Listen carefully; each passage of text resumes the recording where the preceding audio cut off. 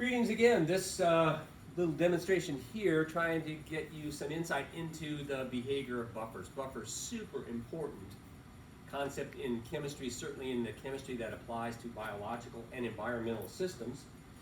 And it's a very important aspect of acid-base chemistry. And the setup I've got here is essentially an attempt to show you how these buffers, quote unquote, work. I've got two burettes here filled with a modest concentration of both our favorite strong acid, HCl, hydrochloric acid, and our favorite strong base, aqueous solution of sodium hydroxide. And I'm just using the burettes today to just dribble the two solutions into various beakers containing various substances. Here in beaker number one here, I've just got some deionized water.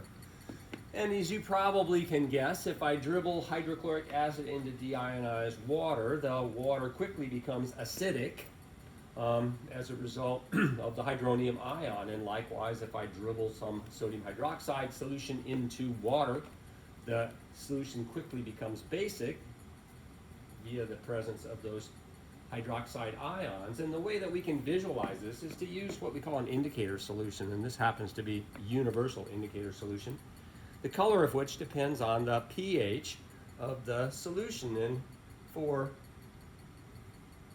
deionized water, the green color is suggesting a nearly neutral pH, perhaps in the vicinity of 6 or 7 or in there somewhere. I've also got in the beaker, which is probably harder to see, a tiny little magnet that is stirring the solution. It's not doing a great job with it. I'm going to zoom it up really fast here and see if I can't get that green color distributed a little bit more better. And that just allows us to see what happens with less of a dilution or mixing effect. So there we are with our beaker of water. And what I'm going to do is just start the hydrochloric acid dripping into that beaker. I'm going to try and do it very, very, very slowly so you can watch the color as the color will change, indicating the pH of the solution is changing. Here we go with our HCl, 1 drop, 2 drops, and notice that the color has gone red in 2 drops of strong acid, suggested that the pH now of that water with the added acid is down probably in the 3 or 2 range. Water, if we think about it, is not a buffer because it has no ability to absorb either strong acid or strong base. All that happens is in this case, HCl reacts with the water to produce hydronium ion, and the pH goes down precipitously. And you saw how quickly, literally 2 drops, sufficient to make it happen. If I try the same dance with our sodium hydroxide, our strong base, see if I can get this before it goes, we'll see what happens. Here comes again our universal indicator solution, which tells us that the deionized water is essentially neutral, that is to say pH of maybe 6 or 7. And here comes then our strong base. Same basic idea. I'm going to try and dribble it in there and very, very, very slowly, giving us a chance to observe any color change that might take place. 1 drop. Here comes 1 drop. Here comes 2 drops. And just like the situation with the acid, the color changes dramatically. And now we're looking at a pH up in the vicinity of 10 or 11 for the same reason. That is to say, the sodium hydroxide and water, nothing can happen here except the production of that hydroxide ion, which takes the pH up. Hence, again, water, not a buffer. A very different thing happens if we use a solution of in this case, carbonic acid and sodium bicarbonate. You think about that. What we got here in that beaker are separated sodium ions and hydrogen carbonate ions and some whole molecules of carbonic acid. Putting that buffer on my little turntable, putting in again the universal indicator. You might note that the color of the solution is slightly more blue than the DI water, and that's because of the properties of this carbonic acid and sodium bicarbonate ion. But in any event, if I try the same dance here, I'll start like I did last time with my hydrochloric acid. A very different outcome. Here comes now the HCl into our solution of carbonic acid and sodium bicarbonate.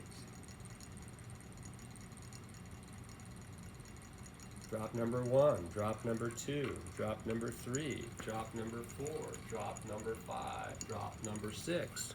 Wow.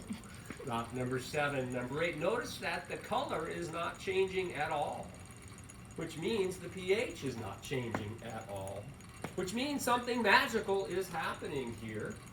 And what's happening is, as I add HCl to our buffer, it is the sodium bicarbonate ion that takes the hydronium ion, the hydrogen here, makes it into carbonic acid, and as a result, since carbonic acid is not a strong acid, the pH of the solution stays essentially the same, even though we're adding now a fair amount of that strong acid. We say the solution buffers the addition of that strong acid, and it's pretty remarkable when you look at that beaker, how that addition of strong acid then having no visible effect on the pH of a solution.